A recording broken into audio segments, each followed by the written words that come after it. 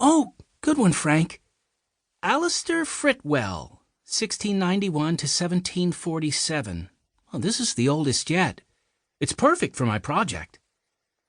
Jones had convinced Frank that making grave rubbings for her school project on colonial life in the Northeast wilderness was a good way for us to kill time while we waited for the general store across the street to open. That was where we planned to catch a ride for the next leg of our trip. Our car was in the shop, so Frank and I had taken the early bus to the tiny mountain town of Last Chance, about 2 hours away from our hometown of Bayport. It was the last stop before you hit the high peaks, which loomed over the town in the distance. Our final destination? Black Bear Mountain loomed the tallest. At this hour, nothing in the town was open yet. Not that there was much, just a handful of shops and a couple of restaurants, which was why we were hanging out in a graveyard. Well, that and Jones's school project. I enjoy hanging out in creepy old cemeteries as much as the next horror movie fan, but messing with graves like that gives me the willies, I said. My body gave an involuntary shiver to prove it. Jones was homeschooled by her mom, so her homework tended to be more non-traditional than ours. A lot weirder, too, apparently. We're not messing with them, Joe. We're making a historical record to preserve them, Jones said as she started in on a large headstone with a spooktacular-looking angel on top. Better grave rubbing than grave robbing. That's what I always say, Frank said cheerfully.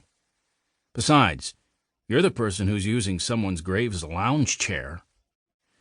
Well, thanks for sharing, Carl, I said to the occupant under my lounge chair as I scanned ahead in the letter for additional clues to our friend Dr. K's apparent disappearance. Yep, just another day in the life of the world's greatest teenage detectives. Can you read the rest of the letter again, Joe? Asked Jones, which kind of irked me a little, if I'm being totally honest. This wasn't the first time she'd tagged along on one of our investigations. She'd proven herself to be a pretty good detective, too, I had to admit. She'd even saved my tail on one occasion.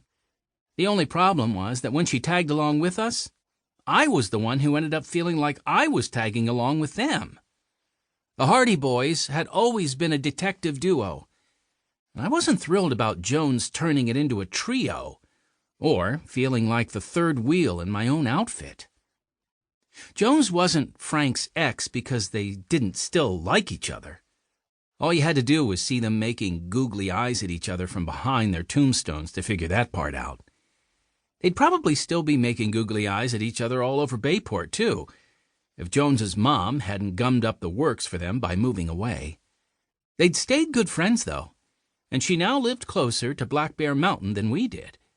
So when Frank told her where we were going, she jumped at the chance to join us and took a bus to meet us here, which, I had to remind myself as I gritted my teeth, made Frank happy and might actually help us solve the case. And Joe Hardy isn't the type of guy to get in the way of his brother's happiness or an investigation. So I ungritted my teeth, cleared my throat, and did as Jones asked. Alexi's letter read, In the final letter to me, Doc say new scientist named Droz muscling in on research territory and wanting to make mountain lion grant funding for himself. He say this man's research methods are suspect. Not very good scientist. I think maybe is clue for boys.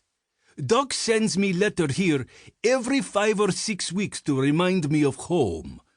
So I do not miss it as much while I am away. But I do not receive one for too long now. Doc is a very thoughtful friend. He would not forget about Alexei. I fear it is my fault if something happened to him. You find Doc for Alexei, yes? Your friend, as always, the heroic hermit of Black Bear Mountain. I like this guy, Jones declared. We do too, I agreed, smiling at the nickname he had given himself at the end of our last adventure together. So, you guys told me about the bears, but there are mountain lions here too? Jones asked apprehensively. Black bears living on Black Bear Mountain.